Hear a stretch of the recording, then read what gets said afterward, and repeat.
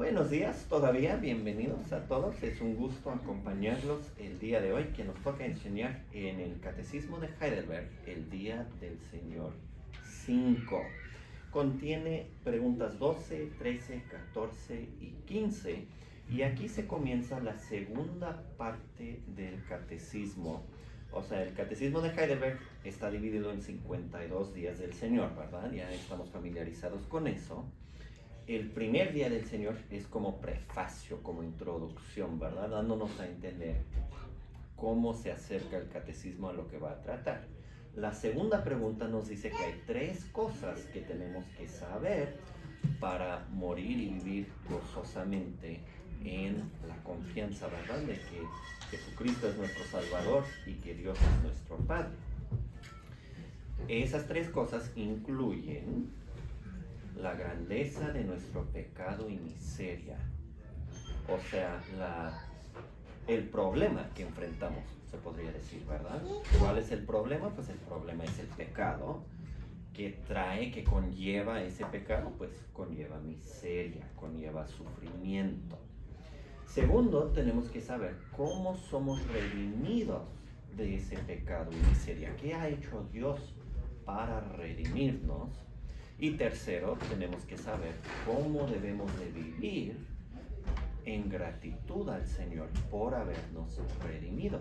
Y si se fijan, esa estructura es básicamente la estructura del libro de Romanos, ¿verdad? ¿Cómo comienza Romanos? No hay justo ni siquiera uno, todos han pecado, ¿verdad? Luego Pablo avanza para decir cómo Dios justifica a los impíos, cómo da nueva vida a los que eran esclavos del pecado, ¿verdad? Los que estaban muertos en el pecado, que ahora anden en novedad de vida. Y entonces explica la redención. Y en el capítulo 12, ¿verdad? Que estaban estudiando, por cierto, el viernes, que dice, pues, Pablo, pues a base de esas misericordias que nos entreguemos al Señor en sacrificio razonable.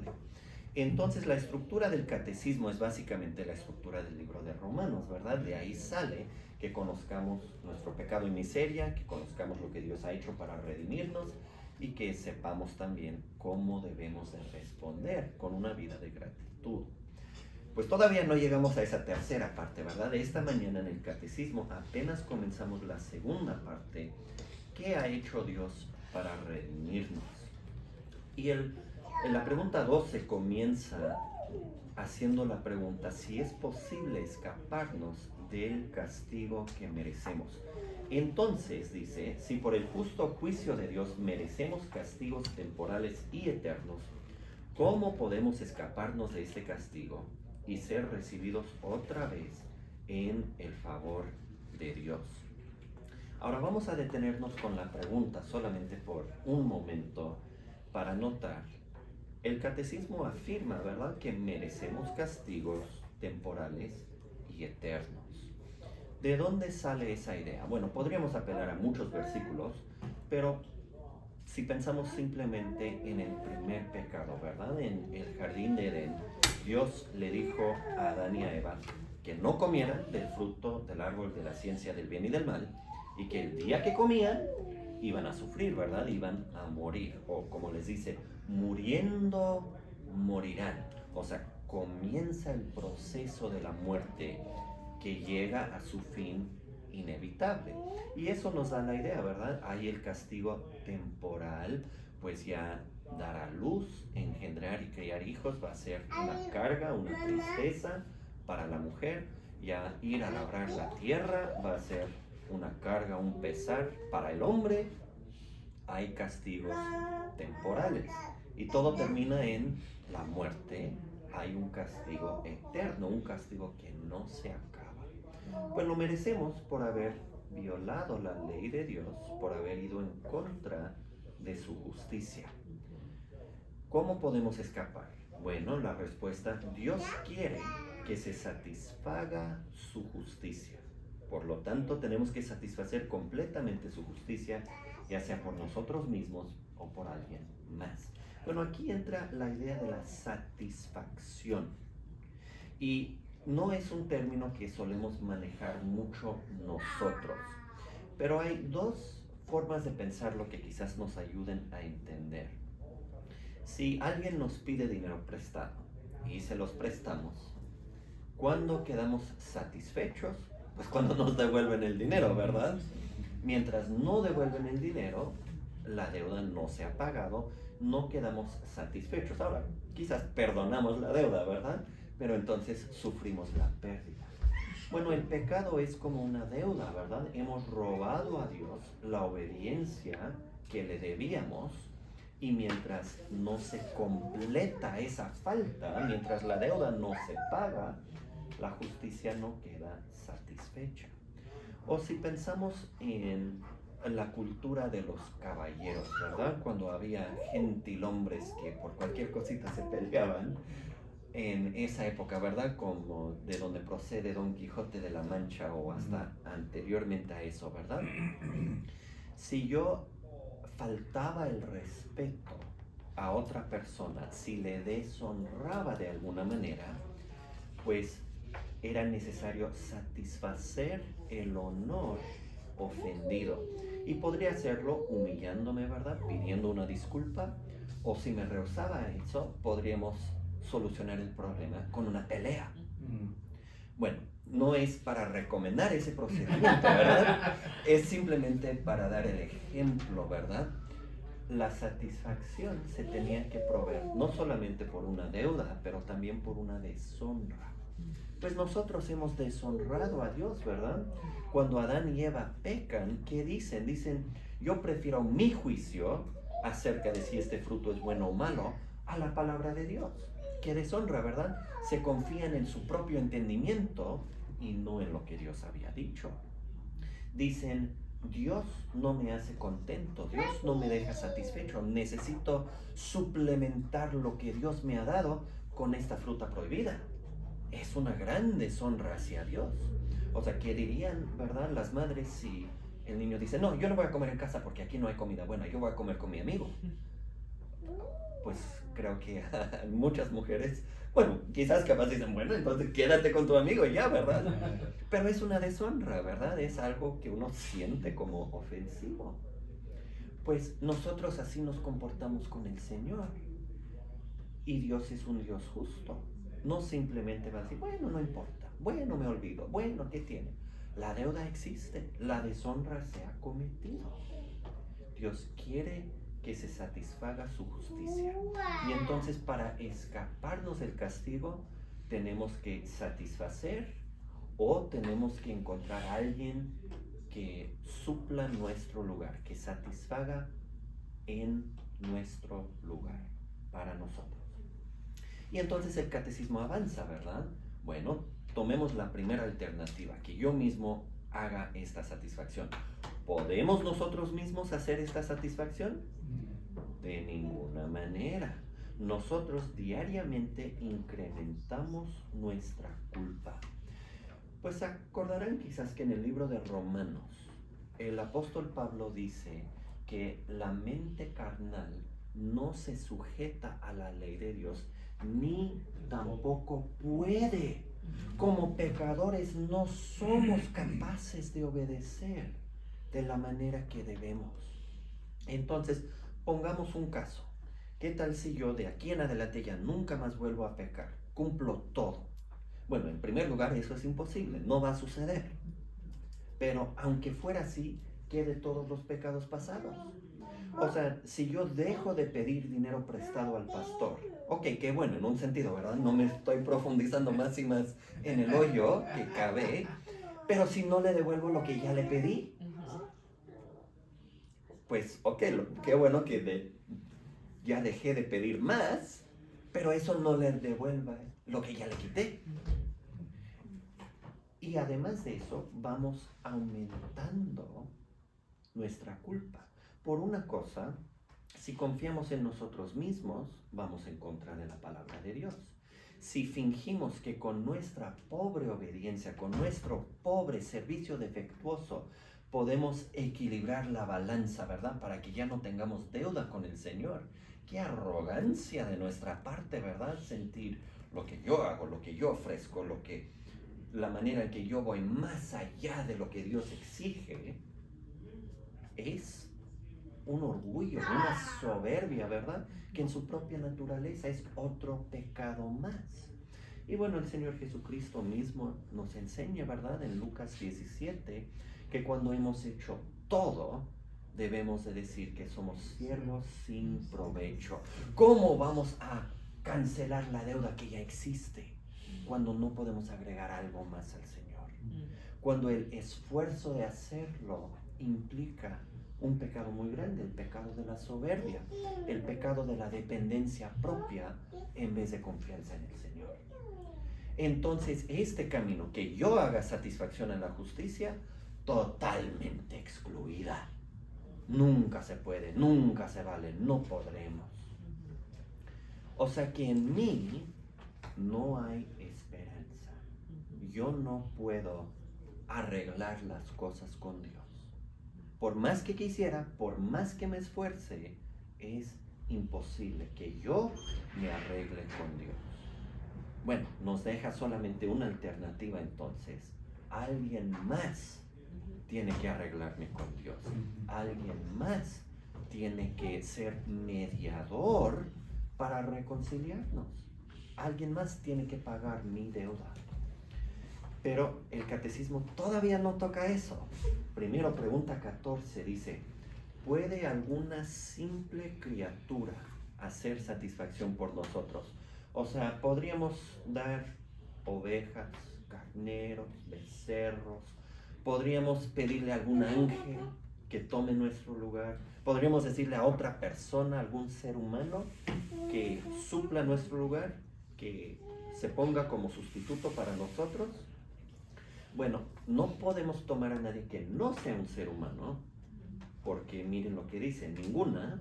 Primero, porque Dios no va a castigar a ninguna otra criatura por el pecado que el hombre cometió. Pues aplíquenlo en su casa, ¿verdad? Con sus propios hijos.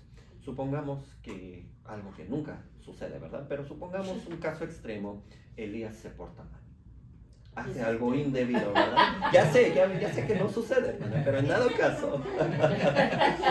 dado caso, Elías se porta mal y decides castigar a Francisco. Bueno, Francisco no va a estar conforme con eso, supongo, ¿verdad? Es improbable que se ofrezca como sustituto para su hermano a sufrir el castigo, ¿verdad? Supongamos en dado caso que lo hace, pero él mismo ya quedó castigado por otra ofensa. No está en condiciones, ¿verdad?, de poder suplir el lugar de Elías. Bueno, sería injusticia que yo peco y Dios castiga a un ángel en mi lugar. Yo peco y alguna ballena o a caballo, quién sabe qué, sufre. No se vale, ¿verdad? No es equivalente. Y la vida de un ángel o la vida de un animal no es lo mismo que la vida humana. Entonces, para encontrar un sustituto tiene que ser un ser humano. Pero notemos la dificultad con eso. Segundo, porque una simple criatura no puede soportar la carga de la ira eterna de Dios en contra del pecado y redimir a otros de ella. Lo que yo merezco es el infierno, es la ira eterna de Dios contra el pecado. Bueno, si encuentro un sustituto humano, hay un gran problema. El catecismo no lo menciona, ¿verdad? Pero hay este problema, además, que nadie es inocente, nadie es limpio como para sufrir en mi lugar. Todos tienen su propio pecado. Yo no puedo sustituir por nadie aquí, porque yo tengo mi propia culpa con la cual lidiar. Pero además, supongamos por imposible, ¿verdad?, que haya un ser humano completamente inocente, sin ninguna mancha del pecado. Cuando la ira de Dios cae sobre esta persona, ¿qué va a suceder? Pues lo va a destrozar completamente, lo va a deshacer. No puede acabar con la ira eterna de Dios. María, ¿puede? María no fue completamente inocente, no. Y ella no sufre en nuestro lugar tampoco, ¿verdad? Ella tiene su propio pecado, ¿verdad? Por eso dice que su espíritu se regocija en Dios, su Salvador. Bueno, entonces, si tiene que ser un ser humano, pero no hay ningún ser humano que tenga las características requisitas. Y si de todos modos un ser humano no sirve porque no agota la ira, no satisface completamente la justicia, pareciera ser que estamos en una condición completamente desesperada, ¿verdad? Yo no puedo satisfacer, nadie puede satisfacer en mi lugar, ni modo, ya se acabó todo, ¿verdad? Si no fuera por la pregunta 15, ¿verdad? Sí, pastor, adelante. Estaba pensando, pastor, que sería apropiado conectarlo con la idea muy común que hay en las iglesias de que como mis padres van a la iglesia y yo también voy, pues ya automáticamente soy salvo. Claro, claro. Sí, o sea, esto es muy individual, ¿verdad? Se trata de cada persona. Nosotros no escribimos estas palabras, pero debemos de reconocer la aplicación individual. Para mí, yo necesito un mediador. El hecho que mis padres sean misioneros, que yo siempre crecí en la iglesia, que nunca dejé de ir a la iglesia, etc. No tiene nada que ver. Es preciso, ¿verdad?, que aceptemos individualmente, personalmente, la grandeza de mi pecado y miseria, ¿verdad? Sí, Como cada también. quien trae su propio pecado. Sí. Mi mamá no va a cargar los míos. Claro, no. Y a veces la gente así lo piensa, ¿verdad? Adelante. Okay, my biblical Spanish is not good, so I ask in English. So you said that no creature can satisfy. So then why did in the Old Testament were lambs and sheep? Like animal sacrifices. Absolutamente. Entonces la pregunta es, bueno, si ninguna criatura puede hacer satisfacción, ¿por qué todo el proceso de sacrificio animal en el Antiguo Testamento, verdad? Y es muy buena pregunta. Dios puso eso como símbolo, ¿verdad? Que apuntaba exactamente, hermana Socorro, apuntaba hacia Jesucristo. Y entonces, por las ofensas contra el rito de ese entonces, para la impureza ceremonial, esos sacrificios eran suficientes, ¿verdad? El que ofende contra el rito trae su sacrificio, nuevamente es ritualmente purificado. Pero Hebreos explícitamente dice, ¿verdad?, que eso no alcanzaba para purificar la conciencia. No purificaba lo interior, solamente ese manejo, ese sistema simbólico, ¿verdad?, de puro e impuro, o ritualmente limpio e inmundo, ¿verdad? Pero todo apuntaba hacia sangre mejor, ¿verdad? Algo que sí alcanza la conciencia. Y eso es lo que se introduce entonces en la pregunta 15 del catecismo, cuando pregunta, ¿qué clase de mediador y redentor tenemos que buscar? Y antes de ver la respuesta, déjenme hablar rápidamente de mediador y redentor. Son dos términos distintos, ¿verdad? Tienen su valor propio, pero como es la misma persona quien funciona como mediador y redentor, no siempre somos muy exactos en distinguirlo, ¿verdad? Pero la idea de un mediador es uno que se pone en medio para reconciliar a dos personas o dos partidos que están en oposición, ¿verdad? Donde hay enemistad. Entonces, bueno, a veces sucede, ¿verdad? Dos niños se pelean y el padre o la madre tiene que intervenir, ¿verdad? Y reconciliarlos de alguna manera, aplacar la ira, explicar el error, obtener las disculpas y todo lo demás, ¿verdad? Para que nuevamente estén en paz. Bueno, nosotros, esa palabra mediador presupone entonces que hay un alejamiento entre nosotros y el Señor. Bueno, Dios está en nuestra contra por pecadores, ¿verdad? Recibimos su juicio, su castigo. Y nosotros estamos en contra de Dios porque lo vemos con sospechas, no confiamos en Él, no dependemos de Él y tenemos miedo, francamente, de que Dios nos va a castigar porque sentimos que sí lo merecemos. Algunos más, algunos menos, pero todos tienen cierta conciencia, ¿verdad? De que, bueno, aún con la gente más endurecida, si uno les habla, ¿y cuando mueres? ¿Y cuando te encuentras con Dios? Se incomodan, ¿verdad? Y no quieren pensar en el tema, muchos de ellos, ¿verdad? Y por eso hay tanto ateísmo. No es tanto que la gente no crea que Dios existe, es que piensa que les conviene que Dios no existe, porque si Dios no existe no los puede castigar. Y entonces aún el ateísmo muchas veces nace de temor, ¿verdad? Y prefieren decir, bueno, no hay Dios, me muero y ya se acabó todo, porque no quieren pensar en la alternativa, ¿verdad? Me muero y no se acabó todo, apenas comenzó el juicio. Pero bueno, el mediador entonces nos reconcilia. Y la Biblia es muy clara, ¿verdad? Hay un Dios y un mediador entre Dios y los hombres, Jesucristo hombre, 1 de Timoteo 2, ¿verdad? Y entonces el Señor Jesucristo nos reconcilia, aplaca la ira del Señor en nuestra contra, pero también nos convence a nosotros, ¿verdad? Porque muestra el amor de Dios en que siendo aún pecadores, Cristo murió por nosotros. Cristo es la gran prueba de que a pesar de nuestro pecado, Dios sin embargo está dispuesto a perdonarnos, ser reconciliado con nosotros, recibirnos, etc. Entonces todo eso viene involucrado en esta idea de mediador. Redentor es la idea de un rescate, ¿verdad? Nos considera como esclavos y dice que necesitamos ser puestos en libertad. Ahora, podemos redimir a un esclavo comprándolo, ¿verdad? Y Dios, o Cristo más bien, nos compra de estar rendidos a la ira, al juicio de Dios. Ahí sí Cristo pone un precio, ¿verdad? Pone el precio de su sangre. También se nos puede considerar como esclavos del diablo, ¿verdad? Como Jesucristo dice aún a los líderes judíos, ustedes son de su padre el diablo, ¿verdad? Y los deseos de su padre van a cumplir. O como Pedro dice, ¿verdad? Que el que comete pecado es siervo, esclavo del pecado. Cristo nos libra de eso, no pagando un precio. Cristo no paga un precio al diablo, ni paga un precio al pecado.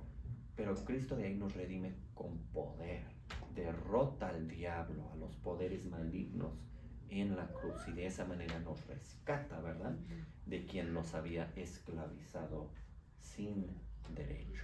Se puso como una ofrenda. Sí, No, exactamente. pero el rescate sería principalmente que nos rescata de la ira, o sea, de Dios mismo, Sí, que incluye lo demás. es que las dos cosas van aunadas. ¿Cómo puede Cristo librarnos del diablo? Pues, ¿por qué somos sujetos al diablo? ¿Por qué el diablo se enseñorea de nosotros? Porque somos culpables, porque somos pecadores. Entonces, mientras Cristo no elimina el problema del pecado y de la culpa, de la ira de Dios, no es posible librarnos del dominio del diablo. Pero las dos cosas van juntas. Pastor, ¿iba de agregar Sí, algo? nada más quería comentar que en el día del Señor 1, pregunta 1, dice, y me ha redimido de todo el poder del diablo. Amén, amén, así es. Y creo que el texto bíblico que más explica la conexión aquí es 1 de Corintios 15, donde se habla de qué es lo que da fuerza al pecado, y dice que la fuerza del pecado era la ley. O sea, porque somos justamente condenados. El pecado y el diablo, que obviamente ocupa el pecado, ¿verdad? Como también ocupa el temor de la muerte, domina sobre nosotros, nos lleva cautivos a hacer su voluntad. Pastor, siendo él la tercera persona de la Trinidad, él era Dios. Sí. Pero él nació hombre, tenía las dos naturalezas. Correcto. Porque Correcto. yo escucho mucho que dicen, no, pues Dios se hizo hombre. No, él era hombre y él era Dios, tenía dos naturalezas, la divina. Correcto. Y, Sí. Porque luego cuando dicen, pues él no pecaba porque era Dios. Es una confusión de categorías, Sí, ¿verdad? él era Dios, pero luego piensas. Se equivocan porque también tenía... es completamente hombre, ¿verdad? Y entonces, claro, era Dios, no pecó, pero como hombre no pecó. Entonces siempre es una muy buena aportación, ¿verdad? Siempre tenemos que mantener en mente que Cristo es Dios. Y cuando alguien dice Dios se hizo hombre, podríamos aclarar. Algunos quieren decir Dios se convirtió en hombre, o sea, en un sentido dejó de ser Dios para hacerse hombre. Y eso está mal. Pero algunos dicen Dios se hizo hombre y lo que quieren decir es, bueno, la segunda persona de la Trinidad, Dios el Hijo, se encarnó, ¿verdad? Y agregó a su persona una naturaleza humana. Y ahí así estamos bien. Pero hay que distinguir. Pero qué bueno que lo dice, hermana Socorro, porque justo es lo que dice la respuesta a la pregunta 15, ¿verdad? nuestro verdadero mediador y redentor tiene que ser uno que sea verdadero hombre para que pueda estar en nuestro lugar, para que pueda sufrir nuestro castigo. Uno que sea perfectamente justo para que no tenga pecados propios para vencer o para satisfacer y de esa manera estar en condiciones de tomar nuestro lugar. Pero al mismo tiempo, no obstante, más poderoso que todas las criaturas. Es decir, uno que sea también verdadero Dios, uno que pueda resistir la ira de Dios. Cuando la ira de Dios cae sobre Cristo, en vez de que la ira de Dios lo acabe a Cristo, Cristo se acaba la ira de Dios. Si no hubiera sido tanto Dios como hombre, no le hubiera sido posible hacerlo. O para ponerlo de otra manera, ¿se acuerdan que Jesucristo hace la pregunta, ¿qué es mayor? ¿El don, el regalo o el altar que santifica el regalo? Y dice, pues es el altar, ¿verdad? Lo que da valor al regalo. Pues de la misma manera podemos pensar que la naturaleza divina de Cristo es como el altar. La naturaleza humana es la ofrenda que pone sobre el altar. Pero su muerte humana tiene un valor infinito para acabar con la ira de Dios, porque es la muerte humana que es la muerte de Dios el Hijo. El altar da valor a la ofrenda. Y de esa manera entonces Cristo, y solamente Cristo, puede ser nuestro mediador y redentor. ¿Quién más cumple con estas condiciones? Nadie. Por eso Pablo dice, hay un Dios y un mediador, no multitudes de mediadores posibles, un mediador. No necesitamos más y no tenemos más. Bueno, hasta aquí, hermanos, casi llegamos al momento de concluir, pero preguntas, comentarios, algo que quieran profundizar o agregar. Yo estaba pensando en esa idea muy dispersada por allá de ver a Jesús como un mero hombre. Y entonces decimos, Jesús es mi ejemplo, Jesús es mi maestro, y sí lo es, pero se quedan cortos porque lo dejan solamente como hombre. Claro. Y no dicen, Jesús es mi Dios. Sí, no, se ha dado en la historia de la iglesia, ¿verdad? Uno de los primeros herejes eran quienes negaban que Cristo era verdaderamente hombre. Afirmaban los docetistas, ¿verdad? ¿Cómo se llaman? Que Cristo era verdaderamente Dios, pero solamente tenía apariencia de hombre. Y hasta la fecha, a veces, dependiendo de la clase de musulmán, hay ciertos musulmanes que piensan algo más o menos parecido, ¿verdad? Que Cristo no fue crucificado, que se sustituyó a otra persona en su lugar, o que fue una mera apariencia. Algunos de los herejes más alocados, ¿verdad? Dicen que no fue Cristo sobre la cruz, sino fue Judas Iscariote, que cambiaron de apariencia, ¿verdad? Bueno, qué horror, ¿verdad?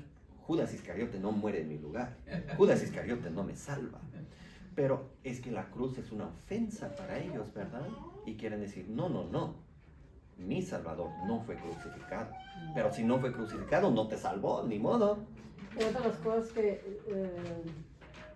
por eso yo digo siempre, leer la palabra para que puedas entender, porque gente no entendiendo, yo lo he escuchado, y entre la gente hispana lo oído, que dicen, Dios, mi Padre vino y murió en la cruz. No, Él no murió en la cruz. Correcto. Él no murió en la cruz. Y no entendiendo que es un gobierno de un solo Dios, ellos no saben cómo se manejan ellos, pero misterio que uno no sabe, pero es el Hijo. Sí, correcto. Y yo lo he escuchado mucho en la gente, aún en iglesias cristianas, que dicen, oh, pues el Padre vino y se hizo hombre. No, el Padre no se hizo Correcto, hombre. sí, hermana, eso también es una herejía muy antigua que se llama patripacianismo, o sea, están afirmando que el Padre sufrió, pero Porque es el mismo y no es el mismo. y no es el mismo, y bueno, destruye toda la Biblia, porque nunca vamos a entender Juan 17 cuando Cristo dice, quiere que sea glorificado con la gloria que tuvo con el Padre antes de que fuese el mundo. Si Él es el Padre, no tiene chiste decir la gloria que tuve contigo. Yo no digo estoy conmigo mismo, ¿verdad? Es una locura. ¿Quién le dijo, Dios mío, Dios mío? Correcto, correcto, sí. O en el principio, cuando estaban hablando ellos, el Espíritu, la palabra, eran, ahí se mira. Y ahí donde cuando dice el hermano que de como dijo el hermano Valentín, que dicen, que es un meramente hombre, pero también pasa, al menos de donde venía, también, que se menospreciaba la humanidad, Sí. porque decían, pues era Dios, ¿cómo no iba a pasar la prueba? Correcto. Y es que en realidad lo sufrió realmente como un hombre, Sí. ¿verdad? Sí, es el otro Las error, ¿verdad? tentaciones. O sea, algunos estaban tan convencidos de que era Dios que negaron que fue hombre y dicen, pues toda la encarnación, toda su vida es en efecto una gran mentira, ¿verdad? Estaba fingiendo. No estaba fingiendo, lo sufrió. O sea, él verdaderamente creció, aprendió cosas nuevas en su humanidad, Y ¿verdad? son misterios que no entiende uno, porque Claro. la Biblia dice que lo revelado, lo que no se revela, pues es misterio de Dios. ¿Cómo era? ¿Cómo Sí. fue? ¿Cómo bajó? Sí. ¿Cómo? No sabemos. Sí. Es solamente Sí. Dios lo sabe. Pero cuando la Biblia dice que Jesús creció, ¿verdad? En estatura y en conocimiento y en favor con Dios y con los hombres, pues, ¿con qué cara vamos a decir? No, no es cierto, solamente fue según las apariencias. No, dice que sí sucedió. Entonces sí entendió cosas que no había entendido anteriormente en su humanidad. Y cuando le pegaron, sí le dolió. Y cuando murió, su alma ya no estaba aunada a su cuerpo. Vivió una vida verdaderamente Y fue tentado. humana. Y fue Y ahí es tentado. donde dice que Ujú. estamos al diablo porque lo resistió. Correcto, correcto. Y bueno, si no hubiera sido tentado, no hubiera sido una victoria resistir, ¿verdad? Pero sí fue la victoria, derrotó al diablo en su tentación también. Y entonces los dos puntos son bien importantes, porque quienes, como dice el pastor, quienes se quedan con un Cristo meramente humano, pues entonces la humanidad de Cristo no es una manifestación del carácter de Dios, y entonces Él simplemente es una inspiración para nosotros, pero no puede ser verdaderamente nuestro Salvador, ¿verdad? No lo podemos adorar. Es cierto, los testigos de Jehová sí lo tienen como un buen ejemplo, un hombre. Correcto, como correcto. Dios, Sí, ¿verdad? sí. Y bueno, como el hermano del diablo. Entonces, por eso es importante que uno pueda leer la propia Biblia para que uno entienda el Dios de la Biblia, porque luego hay gente que no, pues es que yo creo, pues entonces no es el Dios de la Biblia. Amén. O sea, uno debe creer el Dios de la Biblia, no el que te cuentan. Claro, claro. Todos Sí, cuentan, sí, no, por eso, o sea, cuando Pablo mismo viene predicando, la Biblia alaba a quienes escudriñaban las escrituras para ver si Pablo decía la verdad, ¿verdad? En la ciudad de Berea, en Hechos 17. Es de suma importancia, hermanos, que no recibamos algo. Ay, es que lo dijo el pastor. Ay, es que lo dijo el hermano. No, no, no. A la Biblia, ¿verdad? A la ley y al testimonio, sí. Cuando el Señor Jesucristo dice, si no creen que yo soy en vuestros pecados no ley, se refiere que yo soy hombre y Dios. Bueno, en el contexto, esas personas sí creían que era hombre, ¿verdad? Pero en el contexto el yo soy es una alusión al libro de Éxodo, cuando Dios le dice a Moisés, yo soy el que soy. Correcto. Correcto, entonces si no creemos que Jesucristo es Dios, vamos a morir en nuestros pecados. Es bastante contundente, ¿verdad? Muy, muy clarito. Lo Una dice. pregunta, por ejemplo... Se brincó a su hija. Está bien, está bien. Ya está acostumbrada. Bueno, está bien. Okay, so obviously he knew he was God to Christ. So why on the cross does he cry out, Sin llorar. Te jugando bien. my God, why have you forsaken? Because I'm assuming he knew that he was there for a purpose. Yes, absolutely. So I guess it's 'cause he must have known he was God. Right. So Muy bien. La pregunta es, bueno, si Cristo es Dios, ¿cómo es que en la cruz, en las palabras del Salmo 22, dice, Dios mío, ¿por qué me has desamparado? ¿Verdad? Y bueno, la respuesta es que obviamente Cristo sigue siendo Dios, no se le ha olvidado lo que sea, ¿verdad?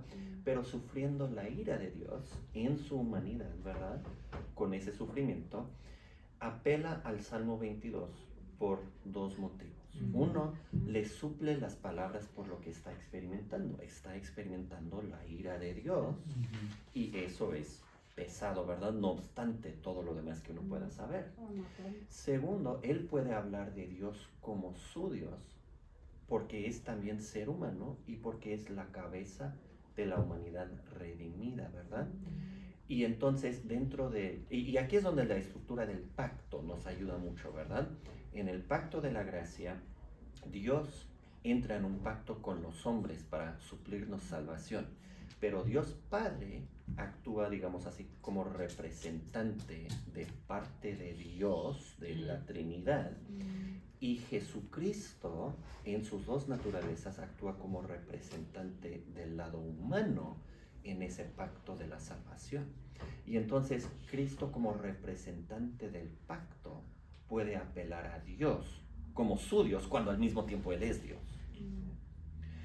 Es uno de los puntos donde nos ayuda mucho a obtener una doctrina clara del pacto, porque sin esa doctrina es más difícil responder a esas preguntas.